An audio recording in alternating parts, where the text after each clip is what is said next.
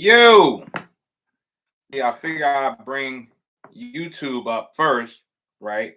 Because it takes me so long to get you guys up and running. So Instagram, you ain't got to do nothing but boop boop. So let me get Instagram up. But how y'all doing out there, man? Thank y'all for tapping in. We're gonna get into it tonight. We're gonna bring Gator Brian on. We're gonna get into it tonight. Give me 1 second. Okay, cool. Now we gonna do this. All right.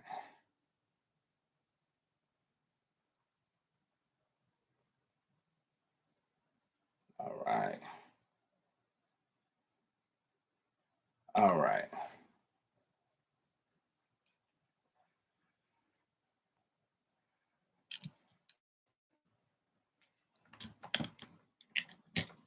Yo, Instagram.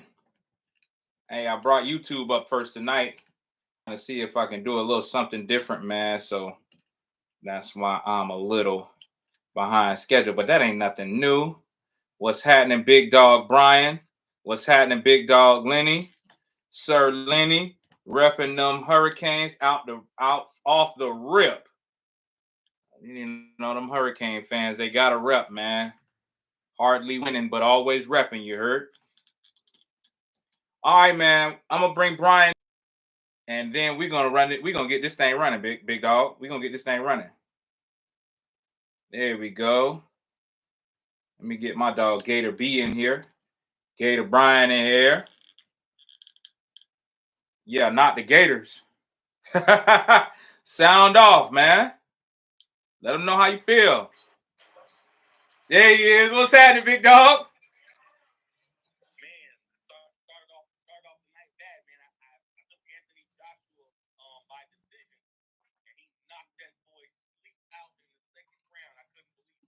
Yes, he did, man. Yes, he did. Someone just sent me a little clip of that, man. My boy Matt. Shout out to Fuentes. Yeah. Mm-hmm.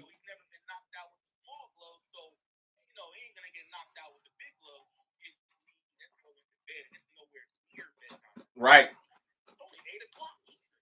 It's only 8 o'clock on a Friday night. You ain't even get good going. Yeah, man, that was crazy. But let's get into this show, man. YouTube, thank you so much for tapping in. Instagram, thank you so much for tapping in. I need both of y'all, man. That's why I got both of y'all up, man. I'm FSU Rob. You know where you at. It's Friday. This the FSU Friday edition of the No Knowledge Podcast. I got my dog on here, right? Boom, there it is. You know who it is. You heard him. That's how he comes every time. You know? Hey, Sarah Dean, what's happening? How you doing? Thanks for tapping in. Boom. Okay, cool. We got Gator B in here, man, and we gonna run this thing tonight. Shout out to Gator Dave and the Gator Breakdown, baby. There you go. Okay. Shout out to Double Fries No Slaw. Hey, them my boys right there. TJ, they're frauds. This is credential media right here. Right. The game from the press box. You guys find it. TJ had Lenny said, "What up, Brian?" Oh yeah, what up, bro? Hey, TJ had credentials. I want to get into the complete lie that you just said. Right. Well, TJ had credentials from Double Fries No Slaw, but he gave them back because he wanted to be able to say what he wanted to say. Because a lot of I'm sure he did. Yeah. I bet that sounds about right. Sure. Anyways, so Nick Saban retired because of NIL and Mike Norvell. Mm-hmm. Mr. I haven't won anything was Alabama's first choice. So let me start with the Mike Norvell thing, right? Right. Nobody knows how that whole situation processed out. Nobody knows who was offered. Nobody knows none of that. They're just talking the same. So let's talk about the candidates that were talked about. Mike Norvell, Dan Lanning, Steve Sarkisian, and Kalen DeBoer. Those were the names that were most mention that. Those are the only names that I heard from anybody. So I'll start with Mike Norvell. Well, I'll start with, they picked Kalen DeBoer. So the question is, why would they pick Kalen DeBoer? So let's compare him to each one of the coaches. So Mike Norvell, undefeated season, conference championship. Kalen DeBoer, undefeated season in a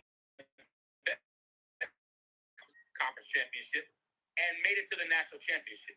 So that means Kalen DeBoer had a better season than Mike Norvell on a tougher conference. So why would you want Mike Norvell over him? That's number one. Number two, let's get to Dan Lanning, right? Because Mike Norvell, that was pretty easy. He's out the way. Like, Kalen DeBoer's the better coach. This is his second year there, and he made it to the national championship. So, and he did it with less talent.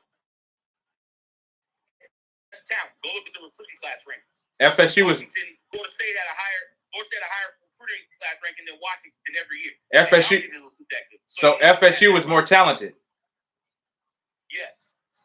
So went to the national championship with a less talented roster. Right. So that gets Mike Norvell out of the way. Let's get to Steve Sarkisian. Didn't Texas and Washington play in the playoff game this year? Yep. Who won that game? Washington. Oh, okay. So Kalen DeBoer beat Steve Sarkisian. Right. Oregon played Washington this year, right? Yep. They played him again, right? Played him twice. Who won those two matchups? The coach of Alabama, the current coach, Kalen DeBoer. So why would I not want a coach that beat the other two candidates and had a better season than the third? Make that make sense to me. You're making a very valid point. What up, Mike? If you were choosing a coach, and those are your four choices, you're not going to take the guy that had the better season than Norvell and beat the other two guys, one of them twice. Right, man. With a lesser roster than all three of them. Right. All three of them have better players than Washington. Right. According to the recruiting ranking. Right. So Kalen DeBoer took, out of the four coaches, Kalen DeBoer took the worst ranked roster. Beat them all. That's all I'm going to say about that. Right. And now, I'll let you respond to that before I get to because the Nick Saban thing ain't going to take long at all. I was going to say. Okay, man. So first, I'm gonna give you a shit sandwich. First, I'm gonna say thank you so much for joining the show. Thank you so much for being a man of the show. Right? You bring up a lot of good points, man. You're very knowledgeable and inquisitive in the on college football and sports, period, man. So thanks for being here, bro. I appreciate it. Now, as far as the information that I'm getting, right, Dusty Rhodes, the information that I'm getting, it ain't coming from Tallahassee, bro. This is Alabama insiders saying we honed in. Everybody was considered, but they honed in on Kalen DeBoer and Mike Norvell. Turnbull, what's up? Turnbull, what's up, baby? Thank you for joining in, right? So what they did was they had Mike Norvell, Kalen DeBoer, right? Mike Norvell was their guy. When they're asking the hiring team, right? That's where I'm getting this from. I'm getting this from the boosters from Alabama, not because we could care less. It's probably a fraud from Alabama, but please Right. continue. A fraud. See, and that's the thing. We believe it when we want to believe it, but when it doesn't fit a certain narrative, it's like nah. They couldn't have said that. They couldn't have wanted Mike Norvell. He's not a good coach. See what I'm saying? So it's like they said it doesn't have nothing to do with that. It's the fact that one guy has a better track record than the other. Right. It's just as simple as that. If I'm taking a lesser roster and having a better season than Mike Norvell, beating better competition than Mike Norvell, now I get to go to Alabama with an established recruiting base. What am I going to do with a better roster? Yeah. So that's why whoever this country bumpkin is that you're talking to, I don't believe. Because no actual real credentialed Alabama insiders have said that. None, not one. said that Mike Norvell was number one over Kalen DeBoer. Because DeBoer's name, I heard Kalen DeBoer's name before from just like, Joel Klatt and media, college football media, way before, like when they first started the search. Kalen DeBoer is the first name that they all started talking about. Right. Because what he did was remarkable with a lesser roster. And all the other guys that they started talking about, he beat them. Right. He beat them. See, but I can't. What I can't do is I can't respect the word. I can't respect the word of a bum like Joe Klatt, right? And then we say, you know what? People who actually cover Alabama for a living, right? Because Joe Klatt is a talking head, right? That's what he is, and it's his job. So I can't believe Joe Klatt, but then not believe the person whose job it is to report on Alabama. Guapo Negro, yeah, O'Shawn. What kind of person is that covering Alabama? That's not a credentialed media member in those meetings or nothing like that. Like, come on, man. It's a homer. It's a homer. Yeah, it's a YouTuber. Gilly, thanks for tapping in, baby. A homer's not inside the program. It's not inside the program. He's not sitting down there with them, and them telling who they're looking for. Right. Like, Kalen DeBoer's name was the most name that came up. The only time that all these other names came up, Dan Lanning, Sarkisian, Mike Norvell. I think there was one. I think even Dabo's name was thrown in there at one point. Nobody. That was just people guessing. Oh, this is the top candidate list right here. Right. And at the top of the list, which even makes less sense than Mike Norvell, is Dan Lanning. He beat him twice. Right. So how is Dan Lanning at top of the list? That doesn't make sense. Right. At all. So just yesterday, right, Bama insiders, Bama's camp was saying we got after Mike Norvell signed his extension enhancement with FSU. Thank God he did. Mike ain't going nowhere. All right, they can't have him. All right. You know that all those coaches, they all have the same agent. You know that, right? I didn't know that. No, that's news to me. All those coaches have the same agent. So what that is, that's the ploy. Mike Norvell is very smart because that's how he got the extension. Your name starts getting thrown around there. Right. So that agent, he's telling all those coaches, hey, put it, even if you haven't been offered, put it out there that you're staying. So that's going to scare that administration. Like, I don't want to lose my coach. We just had an undefeated year. We won 10 games the year before. Let's sign an extension. Hey, that's what agents do, bro. All those coaches have the same agent. And just like you said, you didn't know that. A lot of people don't know that. I didn't know until they did a whole report on it on ESPN. And I was watching, and I'm like, okay, that makes sense because Dan Lanning did the same thing. Right. Sarkisian did the same thing. I'm staying. Not even knowing if any of those guys were offered the job. But their agent is like, I don't care if you're offered. Say you're staying to make it look like you were, so your administration pays you. And that's what happened. All right. Them niggas got paid. You know what I'm saying? But Kalen DeBoer,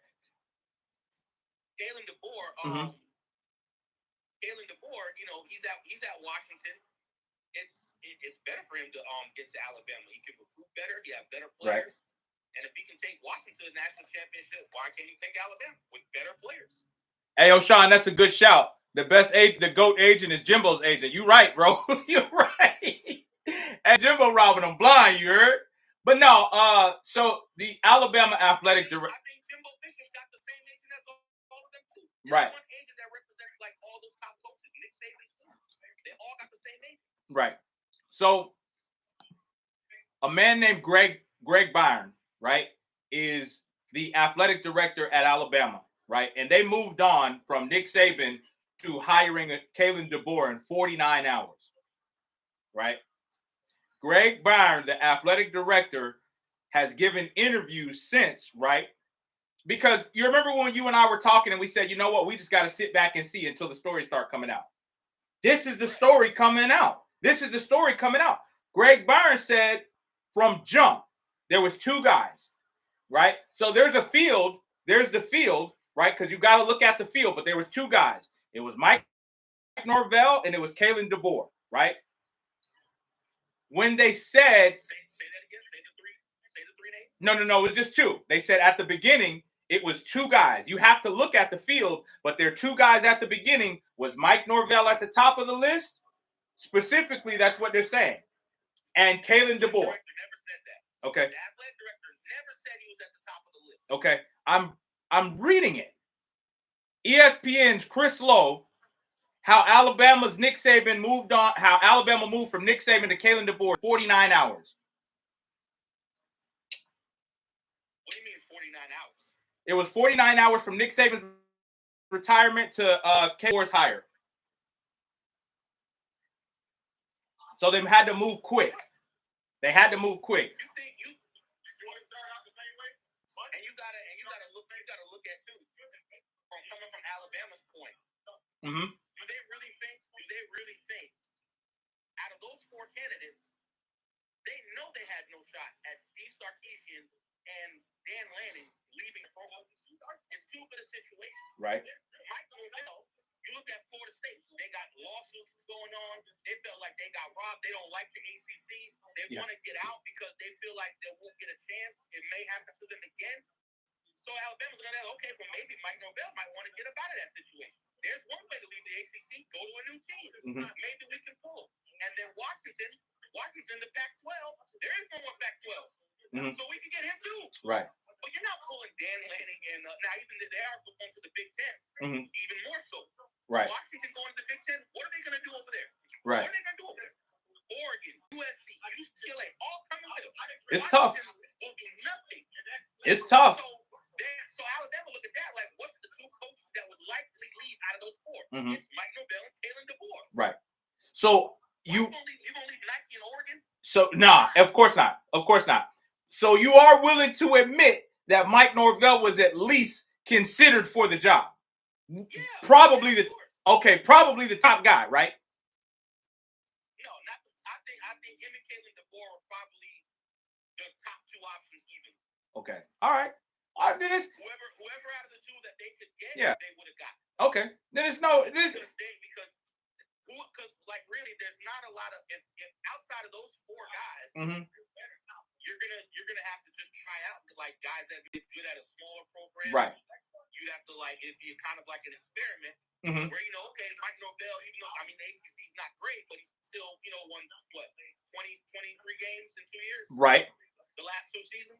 And so Washington played for a national title and beat Texas. So I might not be able to get Steve Sarkisian, but I can get the guy who beat him. So my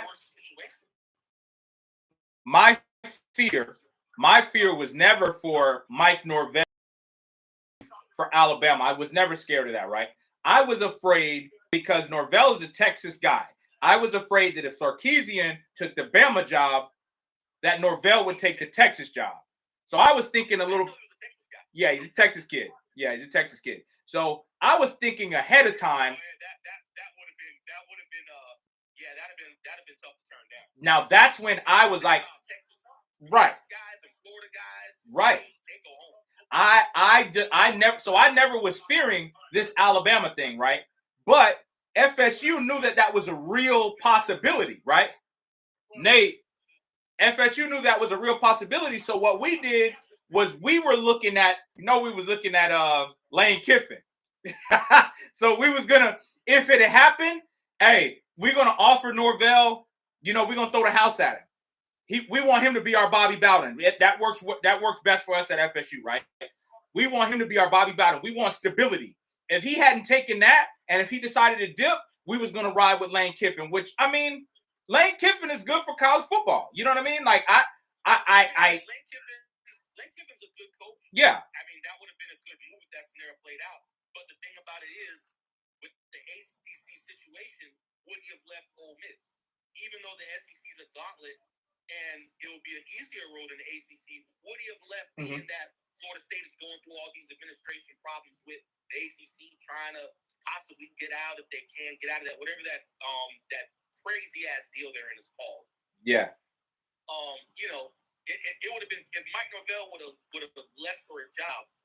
It would have been a tough sell to get somebody to come to Florida State, not because the program and nothing like that, just because of the situation that they're currently in. The legal mess, yeah. It's hard. It's hard to to walk into a legal mess like the death penalty. It was hard when Miami got hit with all those sanctions for them to get a coach. You know what I mean? So, they still truly haven't recovered from that. But yeah, that's pretty much was my only thing was when we spoke about it at first, everyone and yourself was included. Like it was far-fetched for Norvell to even be in the convo. You know what I mean? And I'm thinking, dang, you know what I'm saying? Like, I would be in the conversation. Right. Just thinking about it literally tonight about what would have been the best, what would have been the coaches that they could best pluck from their program. Those are really the only two known names that they could have gotten to possibly leave, because Dan Lanning and Sarkisian were never going anywhere. Are you looking at the chat, man? Yo, Jamal, what up? Hey, this fool Lenny said, don't talk about the Canes, buddy. That's a real program. Y'all are dog shit. Real bad program. Yeah. I can't wait to see. I can't wait to see. You know what I saw today? Speaking of the Miami tropical storms, you know what I saw today? What's that? So I saw it was a clip of Ja'Cory Harris talking on a podcast, and I think I sent it to you. So he said that Brandon Spikes had introduced him to Graham Mertz. Yeah. At some place. I forgot what the place is called. Mm-hmm. And then he said to Graham Mertz, "Oh, you ready?" And then he said Graham Mertz replied, "Oh, why would I need to be ready for a sorry team?" Right. And then they're like, "Oh, well, what was your record?" Like, bro, you guys are in the ACC and won one more game. Like, knock it off. If Miami was in the SEC this year, they won 3 games. He said, "Don't act like Florida's any better." Florida is better. If Florida was in the ACC, it would have made a bowl game. That conference is dog walk. Brian. Like winning that conference is like winning the Special Olympics. Like, Brian. Win, but how valuable is the gold? Brian. So there's been 3 winners of national championships in the last 10 years, and one of them is from the ACC. What are we talking about, bro? What are we talking about? What conference is the rest of them from? The SEC. What conference is the rest of them from? Come on, man. You're acting like the ACC.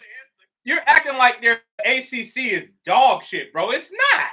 It's not, bro. The whole time Clemson, y'all won it, bro. In 2013, the ACC wasn't good. Y'all just had that much of an elite team. We had an elite. And it's great when you can rest your players during games because you didn't gotta play nobody. Yeah, we didn't have to. Everybody said that's the one good thing about the ACC, and especially when Clemson was on their run. Man, right. Them guys wasn't getting hit, and they're beating people by 30. Yeah. Just sit down players in the third quarter. Like, it's crazy, bro. But Alabama, Jamal, that's a good point. Alabama and Georgia definitely carry the SEC. That's not a good. In the last 15 years, there's been 4 different national champions out of the SEC: LSU, Auburn, Florida, Alabama, Georgia. My bad, 5. So let's knock that off. Ain't no carrying nothing. They just won the damn thing. Them boys had to go through battles to get to that national championship game. Battles. Listen. Florida State had to go through nothing to make it to the national championship. Even when we beat. Wait. No, my bad. I forgot. You guys in the ACC championship that year, you guys played the mighty Duke Blue Devils. There it is. Yeah. Listen. Whatever we do, right? Whatever FSU does, they're gonna water it down, right? We beat an SEC team. I'm not watering down the championship. Yeah. SEC. I'm not watering down championship at all. SEC. Championship's a championship, bro. There's no watering down a title. You win a title, you win a title. Yeah, you're right. But SEC, like Lenny said, SEC's got teams like Vandy running around, bro. Just like we got Boston College, y'all got Vandy. Vanderbilt in the ACC is a 5-6 win team. 5-6 win team. All right, man. They look like that because they're in the SEC. You're crazy. That's why they look like that. They ain't good, but if they were in the ACC, they can beat some teams. They can beat Syracuse. They can beat Duke. They can beat who else in there? Boston College. I just don't understand how everyone said you guys propped it up like SEC has Florida. Y'all, this is crazy. They're getting on your ass. So the SEC is only carrying by college football. SEC is the only thing carrying college football? No, I'm not gonna say that. Okay. The Big Ten is a good. Big Ten is a very good conference. Big Ten is a very good. Ohio State's always in the mix. Michigan won this year. Ohio State. Michigan has been in the playoff the last 3 years. Yeah. The Big Ten the last 2 or 3 years. Ohio State is gonna. They're gonna. State is always a good team. Penn State's a 9-10 win team every year. They're gonna make sure. Ohio State is always gonna make sure that they're there because they're willing to pay that bread, and they got their alumni kicking back. They say the kid, C.J. Stroud, just donated like $170K to their NIL. They give back. Yeah. Florida is an overrated meat team. Wow. This is crazy, man. Is that old Twin Towers down there? That old Osama bin Laden? Yeah, that's who that is. Hey. You know what? What's his name? Lenny. What's his name? Lenny? Yeah. Yeah, that's he's the only person in this conversation and in this chat that has something in common with Osama bin Laden. What's that? That's the last time they won a title when he was alive playing in 9/11. Oh man. Crazy! This is crazy. That's wild. I never thought a black man would have something in common with Osama bin Laden. That's crazy. The top terrorist of all time. This is crazy. This is man, listen. We're getting a little ahead of ourselves because I know you said he said that was dark. He said that was dark. My boy went dark. So and real quick, just to address the latter, because I said it would take too long. Just get us canceled. Bring it down. Yeah, just tear it all. Yeah. I'm just saying that Alabama, a strength for them has always been NIL. That Bryce Young was the first quarterback we knew that was a millionaire. Right, man. And it was before he took a step. All this stuff about he's running away from it. No, NIL is a strength at Alabama. That's not something he's running from. But I will say this: a lot of these older coaches don't want to deal with everything that is, because it's like it's not the NIL situation. It's the fact of how college football is with the recruiting and everything. It's all year round. You don't get a break. That's why a lot of these coaches are leaving and going to the NFL. Because you ain't got to do all that in the NFL. Your players get drafted, picked. You have to recruit your players in college, and you have to keep recruiting them to make sure they don't leave in the transfer portal. Yep. So it's literally your recruiting cycle is year round. You're recruiting your own players and high school players and portal players. You're literally recruiting 3 groups of players all year. And Nick Saban is 70 years old. What's he got to go keep on doing all that for? I wouldn't want to do that. All right. He ain't got nothing to prove. The man's got 7 national championships total, 2 different schools. Let me. They ain't running from them, because they're like, because I remember Reggie Bush. He's like, oh yeah, Nick Saban, he retired because he can't control the 5 stars. Nigga, he has had the top 3 recruiting class the last decade. Right. He has all the 5 stars still. So let me read you something, bro. Let me read you something. Go ahead. Nick Saban said this to ESPN. I thought we could have a hell of a team next year. And then maybe 70 or 80 of our percent of our players you talk to, all they want to hear is 2 things. What assurances do I have that I'm going to play? Because they're thinking about transferring. Or how much money can you give me to not transfer, right? That's what Saban is quoted saying to ESPN, right? I'll send you the link after this. And then when I chop this up, I'm going to put the article on, probably right here. Yeah, let me get out. So I'm going to put it right here. I believe you. Right. 100%. But the thing about it is, if Nick Saban and Alabama want to pay those players their asking price, they can. Right. But Nick Saban don't want to deal with that. No, absolutely. It's like you're coaching pros now. I am not disagreeing with you, right? Alabama's NIL collective has the money to pull it off, right? Excellent. So they're A1. What I am the angle that I'm attacking is that just how Alabama was ahead of the game, right? And then people kind of caught up. That's the same thing that's happened with NIL. Bryce Young was the first millionaire, like you said. Okay, now this NIL is moving at a breakneck pace, bro. And now they're saying now it's kind of even playing field because kids are no longer saying NIL has stolen Nick Saban's mystique, right? And what I mean by that is this. Nick Saban was getting hometown discounts on these kids. They wasn't getting bread like that. They was there because they knew they were going to get no. Let me land. So they weren't. One thing about Nick Saban is when he said, remember when he accused Deion Sanders? Yeah. Let me land. They're not. Everybody's always been doing this. It's just that Nick Saban, bro, you got to understand the type of coaching staff that Nick Saban has had. All of Nick Saban's assistants are head coaches of Power 5 programs. Yeah. Nick Saban, Billy Napier is the head coach under Nick Saban. Kirby Smart under Nick Saban.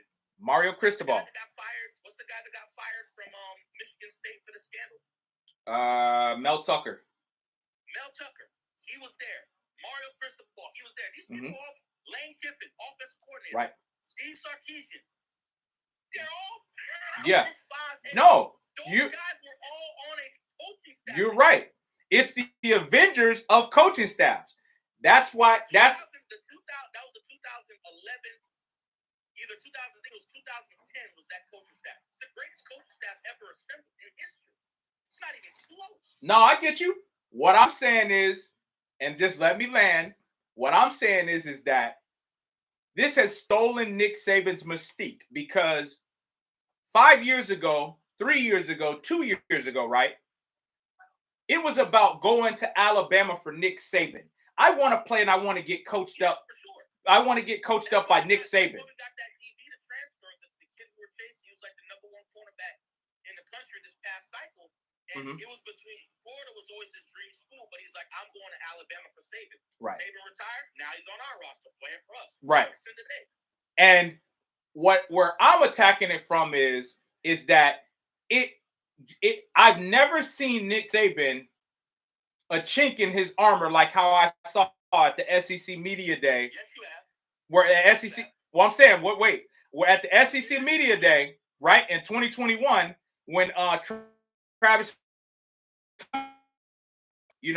that last day, because Deion, he ain't in the best of my good graces right now, right, because of representing the university right now, but he ain't in the best of, he ain't on my good side right now. But listen, all right, what's fair is fair.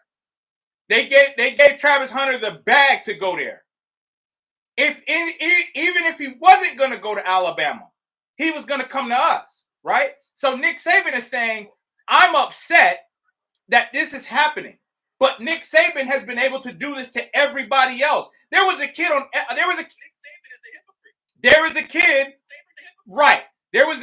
on Alabama's roster this year that said, I forget the kid's name.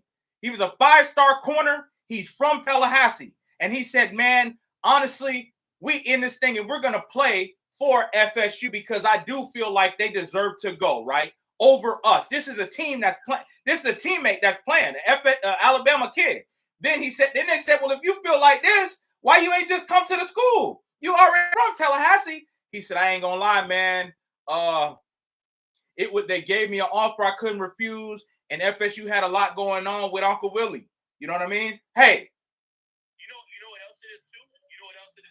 Because a lot of the kids, when you listen to them talk about going to Alabama, it's because of the NFL. It's a program. Most players in the first round. It's a program. I think these kids are starting to realize, well, I can go to the NFL from anywhere. I don't have to go to Alabama to go to the NFL. And I could get bread doing it. Even Florida, how we've been down the last couple of years. Do you know that we're putting players in the Jim McElwain era, all this whole terrible era? We have the 4th most players we've put in the league behind Alabama, Oklahoma, and LSU. We're number 4, and we're tied with LSU for the 3rd spot. Right. And we're still putting first rounders in the league. Right. I just think. Two of them starting for Buffalo right now. Yeah. Cyrus Torrance and the quarterback. Right. I just think that. But the mystique thing, real quick, before you say that, Mm-hmm. I don't think there was a mystique among elite coaches. Like Urban Meyer never cared about Nick Saban. Two different schools. So there was no mystique for Urban. Yeah. There was no mystique for Kirby Smart. Even though Lane Kiffin ain't beat him, Lane Kiffin ain't care about Steve Sarkisian beat him this year. There was no mystique among. They say how many first rounders you got this year. They on your who's the event? FSU, baby. He tuned in to FSU Fridays. Come on now. You know what I'm saying? We gotta. This is like the first year in about 4 or 5 years that you guys have a first round guy. So knock it off, bro. The last first round guy you guys was I think Derwin James. He's an NFL vet now. Yeah. That man an NFL veteran now. It's been tough. It's been tough, but we back. It's FSU Day. It's FSU Day. We're gonna find out about that real soon. But why I say that they have stolen Nick Saban's mystique is because them boys was cutting homie a discount to come there because it's the program. I played at Alabama, right? C.J. Stroud said it best when he was talking to Fred Taylor, right? And Fred Taylor said Florida. They just don't know how y'all used to be on the slide back then, right? They don't like. I saw that because C.J. Stroud just don't know what's up. That's what I'm saying to you because they know now. Ohio State, Michigan, Bama.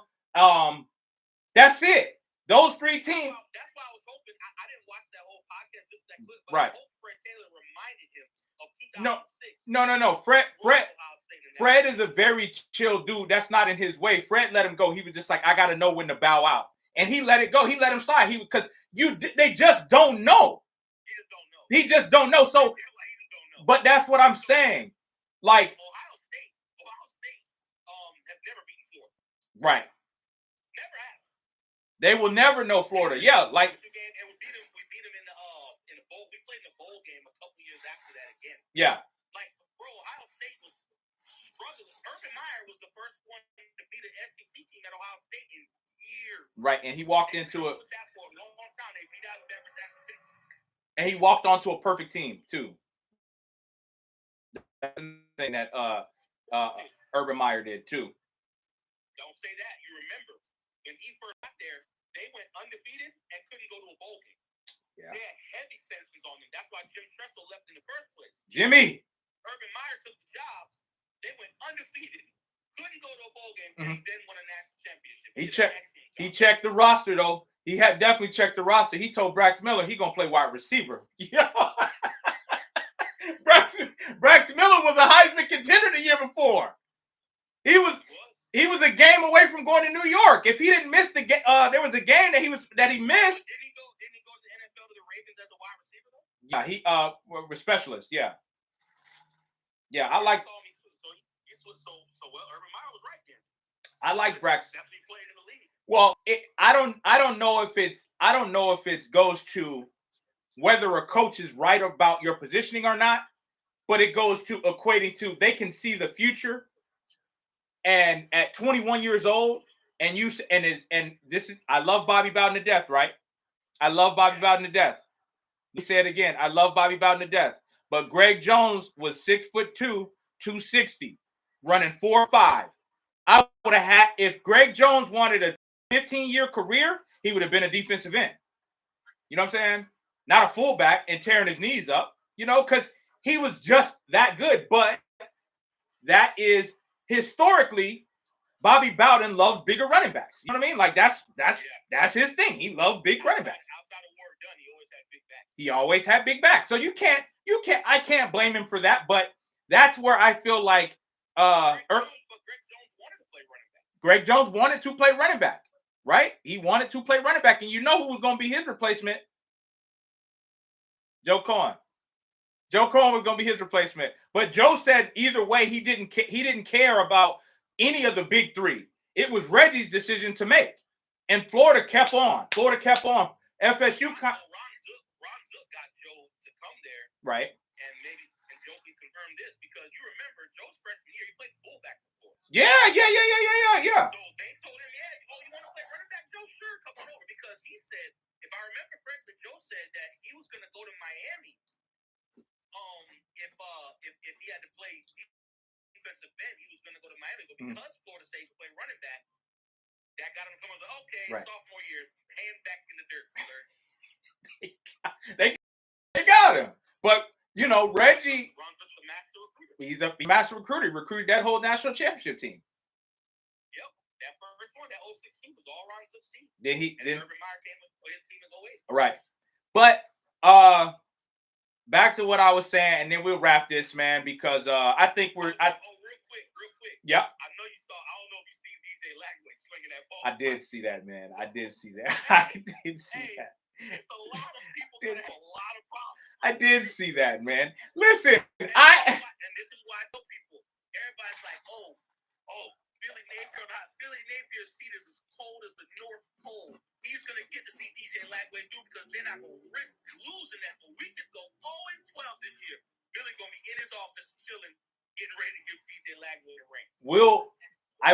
We'll get more into that in just a second. Yes. So to wrap this, right? Because I think we're kind of saying the same thing in a different angle, right? Because I think that in my heart of hearts, bro, I really feel like Nick Saban is saying he's looking at the type of bread they're breaking at Ohio State, bro, and he's saying, I'm not dealing with this shit, dog. I'm not gonna do this. I don't think it's the bread. I think it's the schedule and how college football is now because of the portal, because of NIL, and because of the uncertainty of your roster. Right. That's what I think it is. Yeah. They can pay with anybody. It's the money. It's just the fact that, bro, if you're 70-something years old, bro, you ain't gonna want to be working every single day around the clock nonstop. Right. You're gonna have to do that. And all college football is now, the college football, the way it's going until they sanction this stuff, is basically 1-2 year rentals. You know what I'm saying? Yep. That kid Jeremiah Smith from South Florida. It needs to be run like the NFL now. You need to have a trading deadline. You need to have contracts. And they're going to. That's the only thing that's going to regulate it. And then it'll be fine. They're going to. Okay, you want this NIL deal? Okay, you're signing for 3 years. Right. To play for this school. If you try to leave, you ain't getting none of it. I think that, you know, you see things like, bro, you got a kid like Jeremiah Smith, right? A phenomenal kid. Top kid.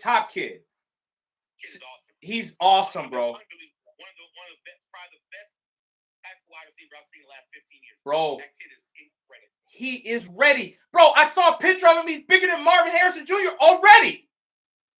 And he is. He's going to be so much. Marvin Harrison Jr. was hyped up because. Thanks, Jamal. Appreciate you, bro. Because of his name, bro. That's why. He wasn't the best receiver. Malik Neighbors and LS better than him. Right. And nobody can tell me any different. O'Doon from Washington was better than him this year. Yeah. He's Marvin Harrison Jr. That's why they're calling him the best. He's not the best wide receiver in college football. But that's neither here nor there. That boy Jeremiah, he's going to be a problem for 3 years. That's all he's going to be at Ohio State for. 3 years, he's going on Sunday. Right. In the first round. Right. And you know how, and you know that they got him because of the bag. You know what I mean? Yeah, everybody was.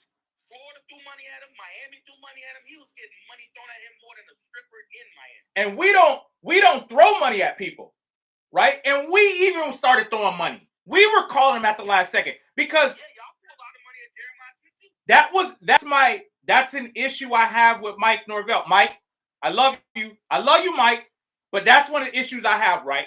If we're gonna go into this portal and this transfer thing like this, we gotta go. All right, the battle's in. We got some bread. You know what I'm saying? So I was saying, why don't we take to Jeremiah? Because you know, just like how I know, Brian, Jeremiah Smith was basically on FSU campus all the way until the end.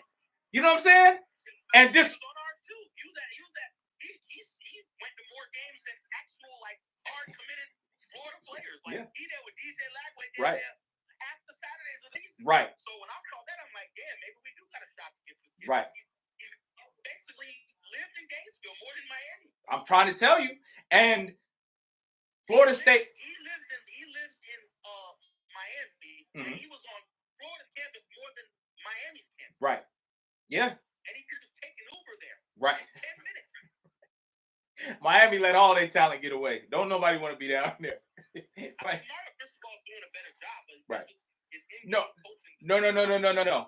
He's not doing a better job. He is the recruiter we thought he were. He's a phenomenal recruiter. Mario's a stone cold recruiter, so he's not doing better. He's doing just as expected. I'm gonna come in here and close these kids. What I have a problem with, and what I think Miami has a problem with, is his coaching on Saturday. What are you doing?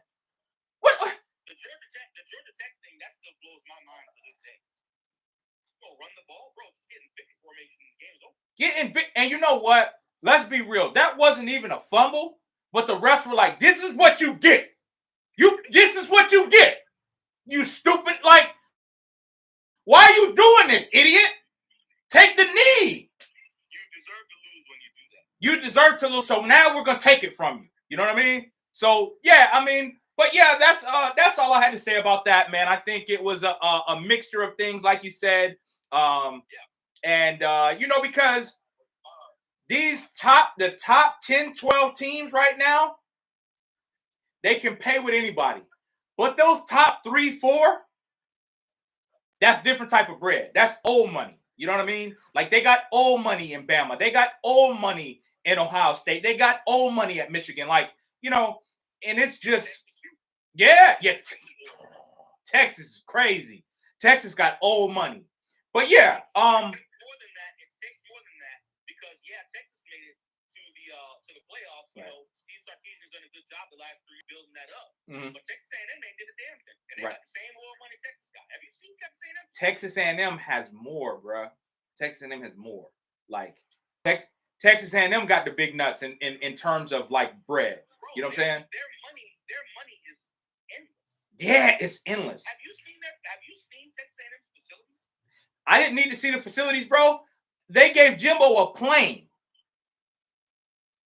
You know how most coaches get a Corvette or something like that? In the team colors. They gave Jimbo a plane. And I said, dog, this is different. They're paying more than coaches are getting paid to coach. Yeah, bye. See you. I'll see you. You know what I'm saying? Wrap that one. Now. Oh, you know what it's time for now? Brian's bets? It's time to pick them, baby. Brian's bets. We got UFC. Hold on. 99 tomorrow. Okay. Tomorrow night. Let's run. Y'all, this is a segment. This is a new segment we're gonna run. We gonna run. So we got the featherweight championship on the line. Okay. Sean O'Malley versus Chito Vera. They fought 4 years ago. Right. And Sean O'Malley was piecing him up. Mm-hmm. His volume he puts out way more of a higher volume. He's a much more crisp boxer. He's piecing him up. Chito threw a leg kick, and it was like a 1 in a million injury that happened. He hit like a nerve, and Sean O'Malley couldn't walk. And the ref basically stopped the fight when he had got on top of him. He didn't put him away or nothing like that. Right. But it basically got stopped because of that, so it counts the TKO. Mm-hmm. That ain't happening this time. Hammer the money line, Sean O'Malley. If you want to do a prop bet, Chito Vera's never been finished in his entire career. Okay. Never been finished. Sean O'Malley wants to knock him out, says he's going to. I don't think he will. So if you're going to prop bet it, I would take Sean O'Malley by decision just to get a little bit more value. Gotcha. You just take it straight up. He's at minus like 275 right now. That's fine. Even that's a good parlay piece too. Right. Another fight. Rafael Dos Anjos. He's 40 years old. He's done. He's fighting Gamrot. Gamrot is going to put a pace on him, a wrestling pace that he's not going to be able to deal with. He's not. Now, Dos Anjos is tough. I think the fight will go the distance. Gamrot by decision, that is a lock. That is a lock. Gamrot by decision is going to happen. Gamrot. Another fight is in the heavyweight division. It's going to be Curtis Blaydes versus Almeida. Almeida is a submission specialist. Eric. He hasn't been beaten in the UFC. I would take Almeida to win the fight. Now it's heavyweight, so I wouldn't call it a lock because in the heavyweight division, you start swinging 4-ounce gloves, a lot of bullshit can happen. Now, Almeida's never been hurt, finished, nothing like that. Curtis Blades is coming off of a knockout loss, but it was to a guy that's probably going to be world champion when John Jones is gone. Right. So I would take Almeida to win. Money line is like, he started off as a plus. He started off in plus money. Now he's the slight favorite at minus 115. I would take him by submission for a prop bet, but I would just take him straight up because he's minus 115. I think it's a good pick. Not a lot, but definitely a good pick. Okay. Another fight on there. Michael Venom Page coming over from Bellator to face against Kevin Holland. I think that fight, in Bellator, Michael Venom Page fought a lot of tomato cans, and he KO'd them spectacular. I'm talking about highlight reel knockouts. If you type in Michael Venom Page on YouTube, you're going to see some of the best knockouts you've ever seen in your life. But Kevin Holland has faced better competition in the UFC. He's fought all the best guys, fought Hamzat, all these different guys. I think it's so. I would take the rounds to go over 2.5. I think the fight's going to go the distance, even though both of them can put people away. I think that fight will go over the rounds. Michael Venom Page can win. I think the safer bet would be Kevin Holland because of his experience in the UFC. Right. But Michael Taekwondo karate style.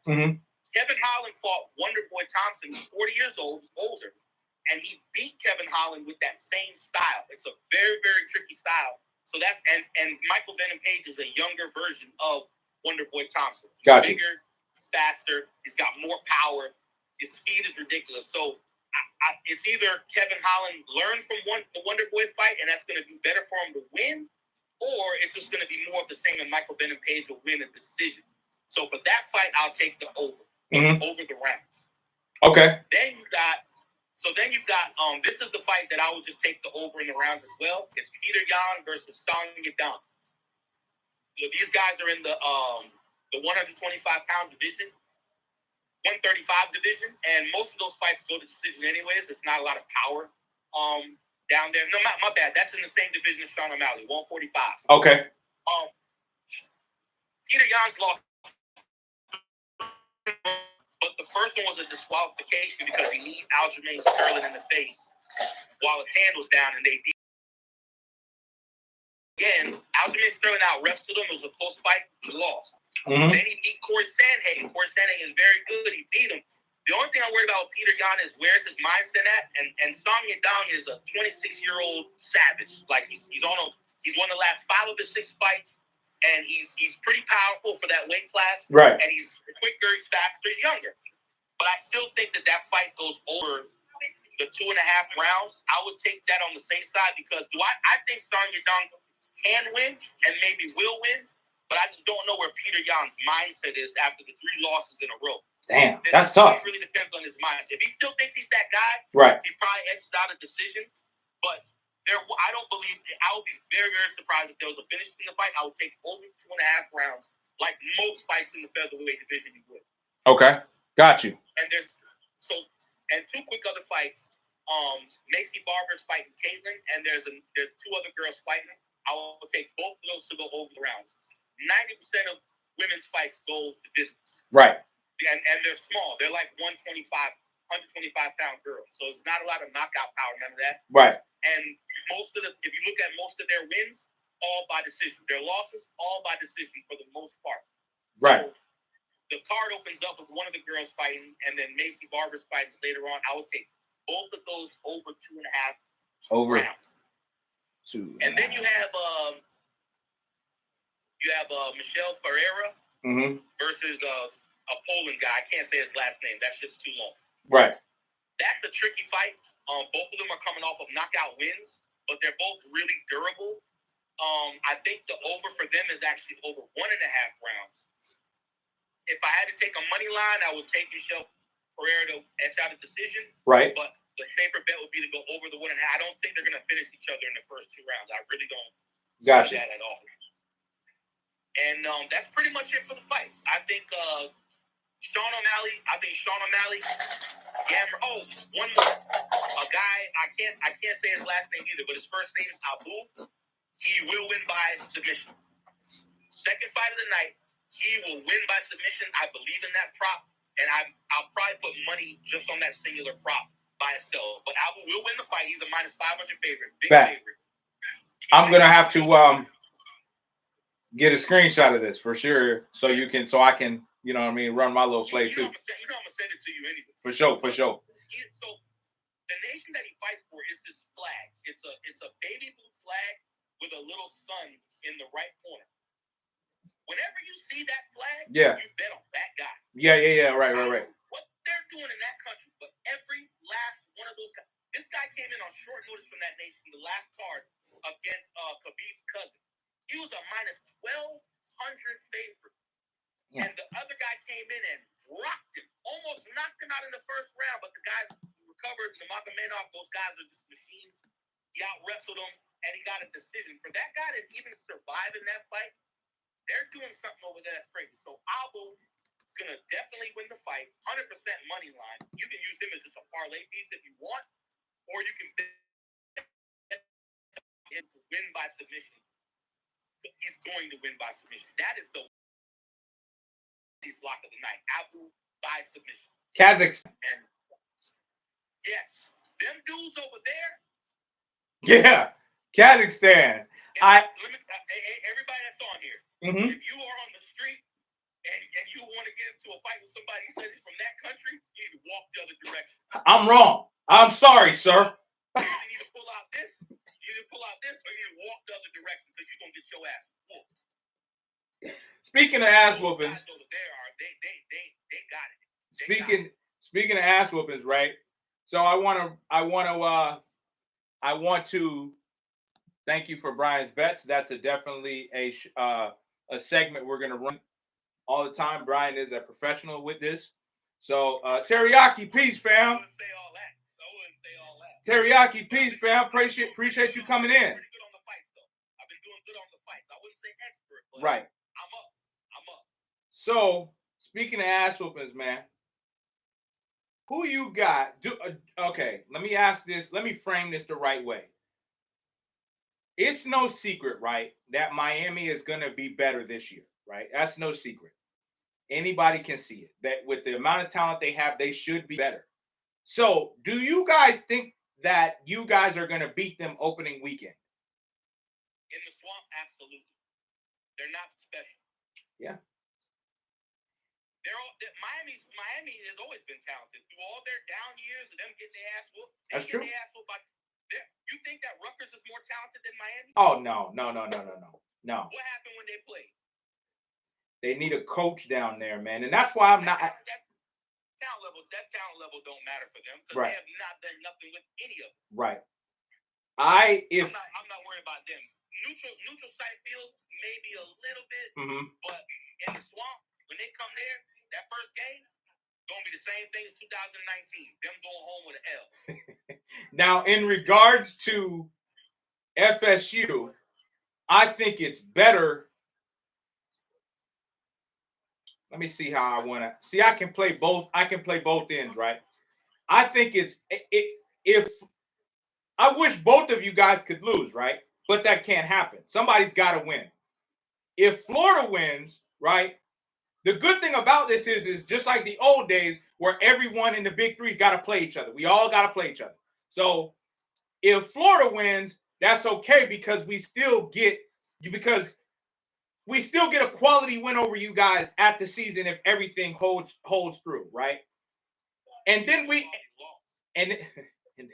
and then you guys can stop this Miami's back bullshit before it even starts. Because if they beat you guys, it's not going to be fun to watch, dog, because it's going to be. They're the most insufferable fan base, dog. I thought it was y'all. It's them by far. Bro, I gave them a compliment when I first started doing this shit, and they had me on every fucking platform. I was like, man, what? Like, I'm looking at y'all roster. Y'all should be better. They was like, yeah, man, look at this guy. Da, da, da, da. I said, man, come on, bro. So, but if Miami wins, right, we could flip it that way. Yeah, man. Okay, yeah, for sure, Teriyaki. You know I got you. No, I got you, bro. But if Miami wins, right? Ash, what up? What up? If Miami wins, I look at it like this, bro. We're gonna have to suffer through the bullshit, right? All season. Listen to this. Oh yeah, we're gonna win it all. We're gonna win it all. Just for us to knock them down. You know what I mean? Just for us to humble them. So and honestly, your fan base will get it worse than them. Like, yeah, you see, we coming for y'all next. Y'all gonna have to hear that all the way up. Yeah. On some Booker T, Hulk Hogan type shit. You know, I don't like to help y'all out too much, but I'm gonna help you this time. Send the motherfuckers right the fuck back 5 hours south. Punk ass team. Hey, they gonna be if they gonna cut they're gonna start cutting promos like Booker T and Hulk Hogan. Hulk Hogan, we coming for you, nigga. They gonna start doing stuff like that. I mean, get ready for them to blame the refs. You know they damn good for that. You're right. No one's gonna have it harder against the ref this year than FSU, and that's just no one's gonna have it harder against the refs.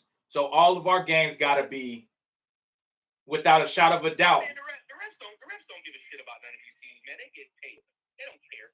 The referees absolutely hate FSU. And I told him this, I told one of my homeboys. I think that referees really care about what teams are doing, what they don't care. I think they do, bro. They don't even have referees that many times from the same conference. When we played against, we did have a Pac-12 crew against Utah. Yeah. But sometimes you'll have a crew, like if you play against, like if y'all play against us, it could be an ACC crew ref in that game. Right. So but I like when we play SEC teams and they'll bring in a Big Ten or they'll bring in a a different conference referees just to keep everything fair. I think when we played, I want to say when we played this year, it was the ACC crew when we played this year. It was. And it was the SEC crew last year, I think. I'm not sure. And it was an ACC crew. It was an ACC crew because when we came through on that blitz, when we had that free rusher, they delayed it, and then they say, you know what? And then they threw the flag. He might as well have shot me a bird in my face. You know what I'm saying? No, because they gave it right back to you when we hit the quarterback. They're like, nah, my bad. Yeah, man. But we gonna wrap there unless there's anything else you want to rap about, big dog. No, just those locks. Abu. I mean, if you're out there and you're willing to put a big amount, on these fights, I would definitely go Gamrot, Abu, and Sean O'Malley as a 3-pick. Right. I mean, I between them two, between those three, Almeida and the over on the girls fight. No, not the girls fight. Gamrot, Abu, Sean O'Malley, Almeida, and one other fighter. I gotta look at the ticket again. I put like $700 on that ticket. That's how confident I am. That's big bread, bro. If you're gonna do those three, Abu, Sean O'Malley, and Gamrot, man, I really don't see a way for you to lose money in that. But you're gonna have to put at least $600-700 on that to see something from them. Yeah, right. That's how heavy of favorites they are, and that's just how much more better they are than the other guy. I got a ticket in for a substantial amount right now. But mine be like them lucky, they're playing the lottery pretty much. You've seen the tickets I've hit before, bro. Yeah. I've hit multiple 20 picks, 15 leg picks, right. 12 picks, like I've done it. A 20 leg is crazy. Uncommon as you think it'll be. Right, yeah. But that card, the picks that I gave you overall, you should definitely parlay every last one of right. those. Like you got a good shot. Yeah, man. Get some money off that. But yeah, man, we'll wrap there, man. We've been rapping for a little over an hour, man. I think we wrap there, man, and hit them again next Friday, man. I definitely appreciate you coming through and being a part of this show, bro. I definitely appreciate it. You already know I'm here. Yeah, man. All right. Love, peace, and wave grease, bro. Florida State. Yeah. This guy's the greatest. I'm FSU Rob. That's Gator Brian. This is No Knowledge Podcast, a live edition. We signing off, baby. Peace. Yeah. Thank y'all.